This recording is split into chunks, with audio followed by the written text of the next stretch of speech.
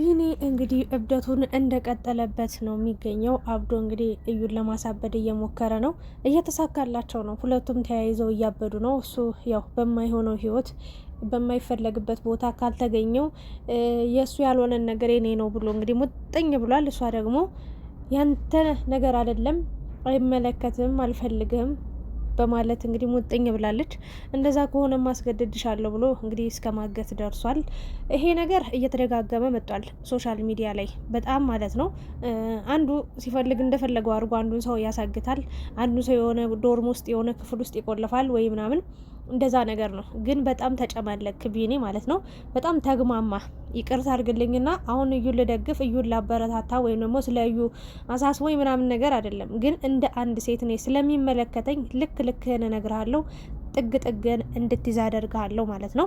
እንግዲህ እዩ በተደጋጋሚ እንደማትፈልገው፣ እንደማታቀርበው፣ እንደማታፈቅረው ልጁ የሱ እንዳልሆነችም ተናግራለች። ይሄ ልጅ ግን ልጄ ብሎ በልጁ አሳቦ መጣ እንጂ እሷን ነው የሚፈልገው። አንድ በቃ እሷን ብቻ ነው የሚፈልገው። እንደነገርኳችሁ ጠረኗን እንኳን የማያውቃት ልጅ ልትናፍቀውም አትችልም። የኔ ናት ብሎም ሊከራከርም አይችልም። ይውላችሁ ወስዷት በነበረ ሰዓት ራሱ ዲኤንኤ ምርመራ ማድረግ ይችል ነበር። ሲጀመር ምርመራ አድርጓል፣ ውጤቱ ታውቋል። የሱ ልጅ አይደለችም፣ የሌላ ልጅ ናት። ግን የብሩክም አይደለችም። ይህንን ነገር ማወቅ መቻል አለባችሁ። ሲቀጥል እቺ ልጅ እየተከታተለ እንግዲህ ነይ ይላታል። እንደዚህ የሆነ መረጃ ይዟል። ያው ለተመልካች ይፋ እንዳይሆንባት ፈርታለች። በዛ ምክንያት እሷን ለማስፈራራት እሷን ለመዛት ምናምን እየሞከረ ነው የሚገኘው። ከዛም አልፎ ተርፎ ዛሬ ያደረገው ነገር በጣም ነውር የብልግና ስራ ነው።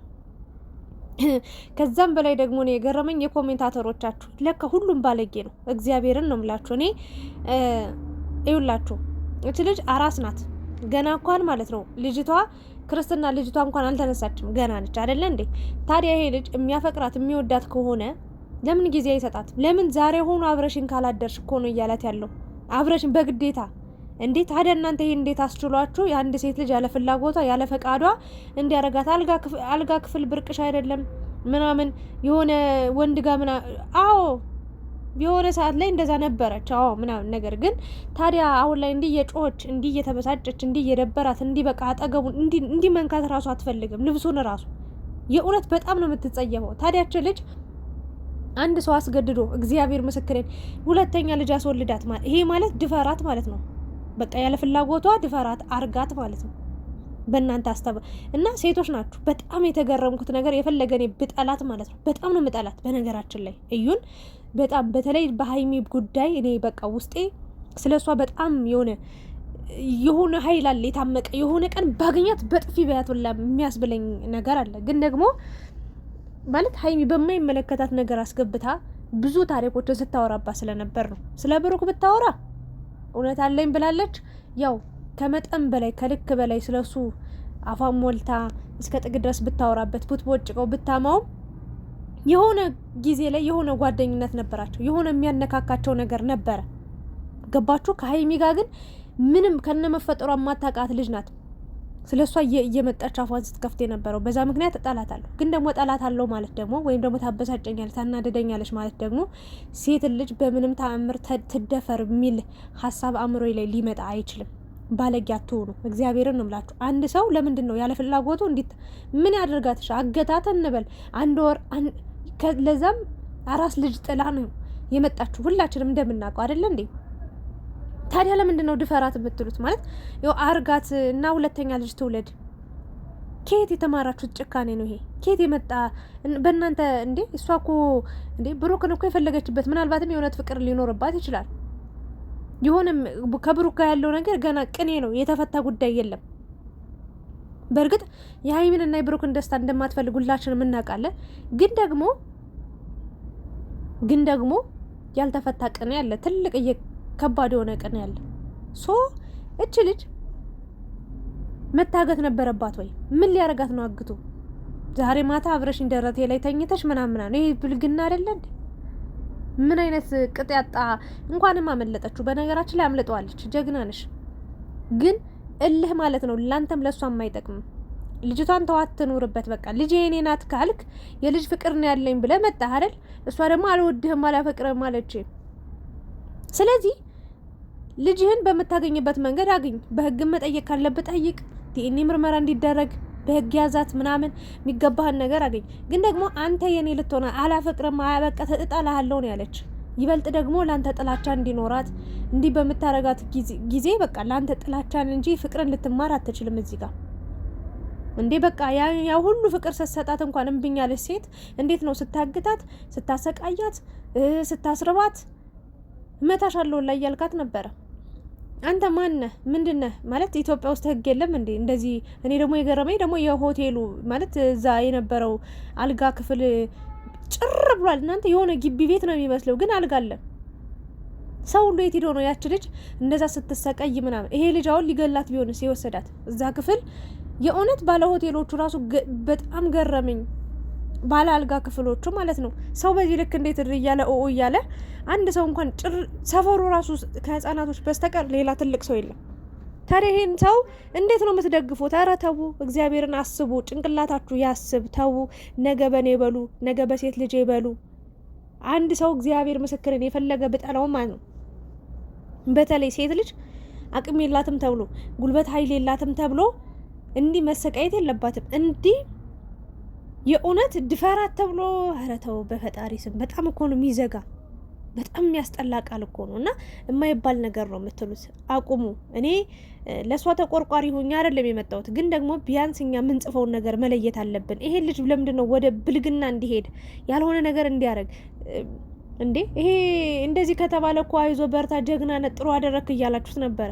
ልክ በቃ ለሀገር ተታክሶ ልክ እንደ ድሮ አርበኞች እንደ ኢትዮጵያን በቃ በደም ገብረው ስንት አጥንታቸውን ከስክሰው ደማቸውን አፍስሰው ሀገራችን እንዳቆሟት አርበኞች ጀግና የምትሉት እነሱንም ጀግና አላላችሁ። ምኑ ነው ጀግናው? እኔ ሴታ ሴት በቃ ውትፍ ውትፍ ውትፍ በቃ እሷ ስር ሌላ ሴት ጠፍቷል እንዴ? የሆነ የሚያገኘው ጥቅም ኖሮ እንጂ በዚህ ልክ ፍቅርማ እንደዚህ አያጃጅልም። ፍቅር እንደዚህ አያደርግም። እግዚአብሔርን ነው ምላችሁ። ጊዜ ጠብቆ እሷ በፈቀደች በፈለገች ጊዜ ቀስ ብሎ ተለሳልሶ እንድትመጣ ይጠብቃል እንጂ በዚህ ልክ የእውነቴን ነው ምላችሁ አስቀያሚ ነገር ሊያደርግ አይችልም። ቃሉ ራሱ ዘጋኝ። የእውነት ሲያረጋት የነበረው ነገር ራሱ በጣም የወረደ ነገር ነው። እኔ ይሄን ነገር አልደግፈውም። ሊቆም ይገባል። ቢኒን ዛሬ አይዞ በርታ ጀግና እያል ነው። ነገ ደግሞ አንዱ ተነስቶ የፈለጋትን ሴት ያለ ፍቃዷ ያለ ፍላጎቷ እንድትታገት እንድትደፈር እንዴ ተው እንጂ በፈጣሪ ስም። ምን እንደው ይሄን ያህል ለሰው ጥላቻ በስመ አብ። እኔ ነግራችኋለሁ፣ ለሷ ምንም አይነት ጥሩ አስተሳሰብ የለኝም። ታናድደኛለች። በቃ ነገራቶቿ፣ በቃ ወሬዎቿ፣ ለሀይም ያላት በቃ ጥላቻ፣ እነሱ ሰላም ሲሆኑ ኮሽ የምታደርገው ነገር ማለት ደስ አይለኝም። ግን ደግሞ በዚህ ልክ ሴት ልጅ ትደፈር፣ ሴት ልጅ ትወገጥ፣ በቃ የሆነ በራብ ትቀጣ አልልም። ቢያንስ ስለ ህፃኑ አታስቡም እንዴ? ምን አይነት አስተሳሰብ ቢኖራችሁ ነው? አንተ ቢኒ ራሱ ማለት ነው ምንድነው የወንድ አልጫ ምንድነው የምትልከሰከሰው? ምንድነው ሴት ጠፋ እንዴ? እንዴ አልፈልግህም ስትባል በቃ የማትፈለግበት ቦታ ላይ ለምን ትቆማለህ?